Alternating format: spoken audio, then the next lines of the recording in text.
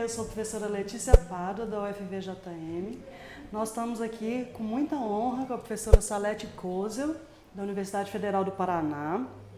Ela é mestre e doutora pela USP, fez em geografia, né? Fez um estágio doutoral na Universidade Paris-Sorbonne e o pós-doutorado no Laboter, na Universidade Federal de Goiânia. Professora, muito obrigada por aceitar. Eu que agradeço imensamente essa recepção de vocês aqui em Diamantina e o prazer da gente estar aqui com vocês para compartilhar um pouco do conhecimento. Obrigadíssima. Professora, conta pra gente um pouco como é que foi a sua chegada, a sua descoberta da geografia cultural, que é tão importante o seu trabalho nele no Brasil, né? Na verdade, foi após o doutoramento, porque a minha inquietação em você, de repente, fazer uma representação de algo, né, que na pesquisa, para mim, foi Curitiba Capital Ecológica, e o que significava isso culturalmente, né, no momento de efervescência da questão ambiental em Curitiba, e aí a minha descoberta dos mapas mentais, né? Então, o mapa mental em si, ele já nos remete a uma questão cultural, e aí, nesse bojo, eu fui começando a buscar autores que dessem subsídio, né?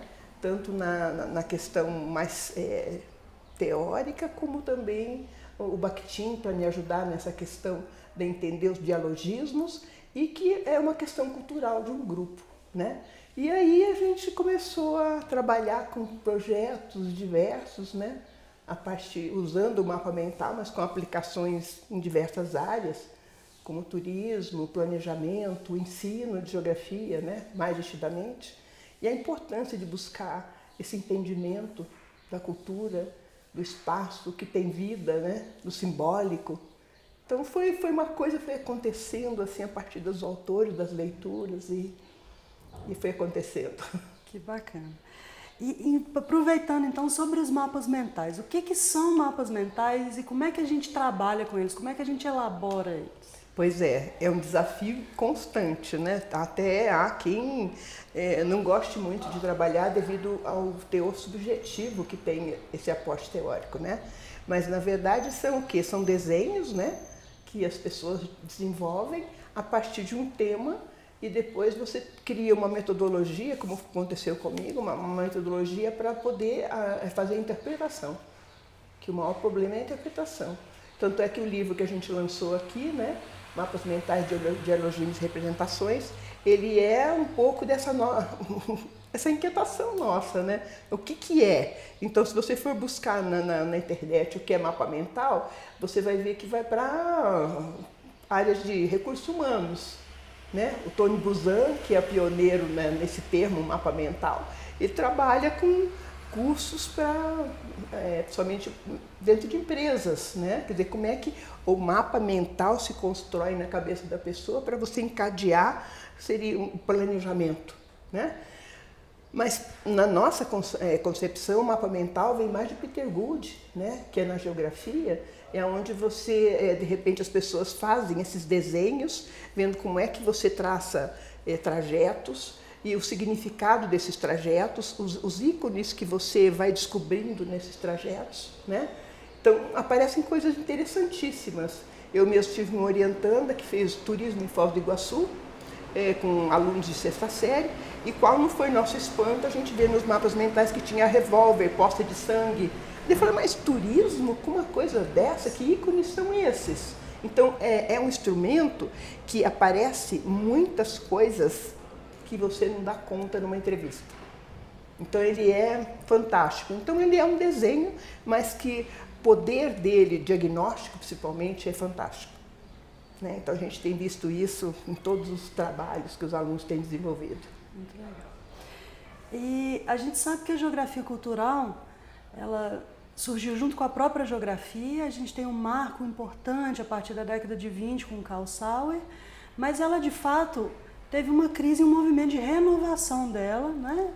No mundo todo, no Brasil, acho que desse movimento de renovação, do qual você faz uma parte muito importante, inclusive. Fala pra gente um pouquinho como é que foi esse movimento, o que é essa geografia cultural renovada? Aqui no Brasil, ele surge principalmente com o grupo do NEPEC, né, no Rio de Janeiro, a Zenise Rosenthal e o Lobato, né, que levantam essa primeira bandeira, e a partir daí os grupos começam, né, a se interessar, por exemplo, por música, arte, né, buscar os simbolismos, os ícones, e aí então começa-se a buscar os autores, né, de fora, o Cosgrove, o Duncan, o Claval foi muito importante para a gente, né?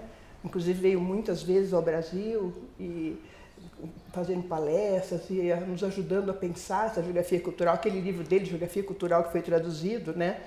Ficou como quase uma bíblia, né, aqui.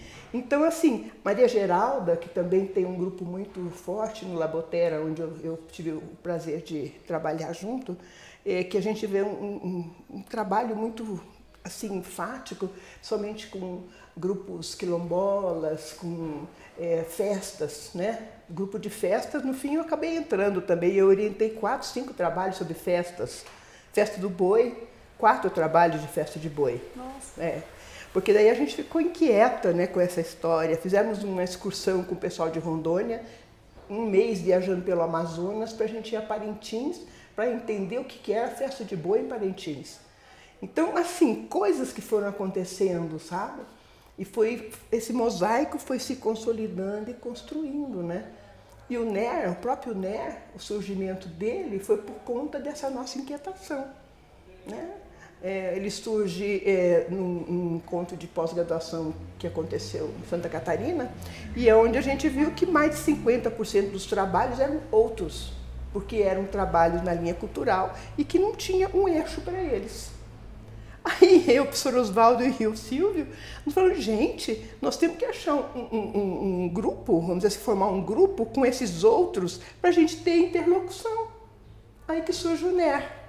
Então, essa coisa da geografia cultural brasileira, ela se consolida muito dentro do próprio NER, né? Porque você vê, o nosso grupo, ele é plural, heterogêneo e plural, mas ao mesmo tempo ele congrega 26 pesquisadores de várias universidades brasileiras, mas com esse intuito de uma geografia cultural social. Então esse pessoal todo ali, se você for ver, todos eles têm trabalho nessa linha, né? É onde a geografia cultural brasileira se consolida. Não é um só, mas é um pool, né? Um conjunto. Professora, e uma outra questão que a senhora tem um pioneirismo imenso é no uso da fenomenologia, não vou falar uso, né? Na abordagem da fenomenologia com a geografia, né? Então eu queria que você explicasse um pouquinho para a gente o que é essa fenomenologia, como que a gente usa ela na geografia, a importância dela para você. Ela vem praticamente imbricada nessas análises que a gente faz, né? Porque a análise que você faz de um espaço, no caso do particular, né? Então a categoria lugar, ela é essencial para você fazer uma análise, uma abordagem fenomenológica, né? Porque você vai na hermenêutica, você vai na particularidade, né? Para você poder entender a partir do sujeito, na sua essência, né? O próprio mapa mental reflete isso, quando você faz aquele desenho, né? Que você representa os ícones daquilo que você está sendo perguntado, né? O que é Curitiba, capital ecológica para você? Então você vai colocar alguns ícones ali, você traz da sua essência o seu espaço, a sua visão de espaço. E é essa, para mim, a questão mais fácil de você entender o que é esse fenomenológico, né? É a busca das essências, né? Mas de uma forma muito, vamos dizer assim, o sentir, né? É o colocar para fora aquilo que para você tem significados, né? Busca dos significados mesmo, né? E falando no sentir, você tem uma proposta muito bonita da geografia das emoções, junto com um conjunto de autores internacionais, inclusive. Explica pra gente como que é a geografia das emoções. Essa é uma proposta da Juliana Andreotti, né, que a gente ontem teve o prazer de colocar um pouquinho dela ali, uma pequena porção, né, porque é uma discussão muito interessante e que vem dessa paisagem espiritual, né? Uma geografia das emoções é justamente você ver que uma paisagem, ela na verdade, ela se consolida a partir da relação que você estabelece, é o seu eu que se manifesta.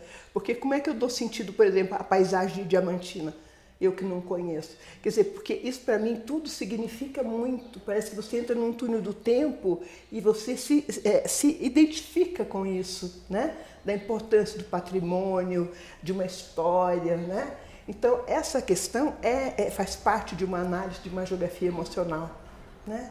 Que eu acho que não pode ser desconsiderada. Você vê que se você vai fazer uma análise de uma paisagem apenas pelo visível, fica uma coisa fria e parece pinça elementos, enquanto que esses elementos não são para todas as pessoas, não tem o mesmo significado. Então, a geografia das emoções, ela vai nesse sentir do sujeito. É muito fenomenológico. Então, como diz a Juliana, é você tentar entender a alma do lugar. A paisagem tem alma, né? Que é esse sentimento de você em relação àquilo que você está vendo, mas muito mais que isso, o sentir. Né? Quando ela fala da paisagem emocional de Porto Velho, que até onde eu exemplifiquei, né, do trabalho dela, ela nos leva a pensar no cheiro das caixas d'água, né, que tem a marca da paisagem, no cheiro da paisagem amazônica, que vem com o vento, né, do cheiro da terra, essas coisas, né, do sentir os vários aspectos, né, de uma geografia que você trabalha com sentidos, com os odores, com os sabores, né? Além do visual, porque a paisagem para nós, geógrafos, foi entendida muito mais pelo visual, né? É aquilo que o olho, até onde o olho vê. Não é isso.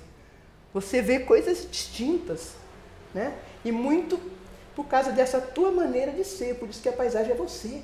Você reflete a paisagem, né? E ela reflete você. Isso, os valores que você tem. Então é muito isso, né?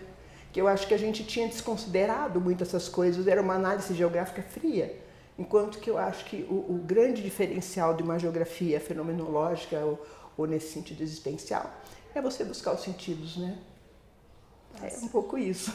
Professora, muito obrigada, então, pela entrevista. Uma honra tê-la em Diamantina. Nossa, e eu que me sinto honrada, porque eu estou me sentindo muito acolhida e é uma maravilha compartilhar com vocês, conhecer você, o teu trabalho com o Tuan, que é uma paixão minha. Obrigada. Muito obrigada. Essa professora Salete Coza, e a gente teve a honra de fazer uma conversa com ela aqui.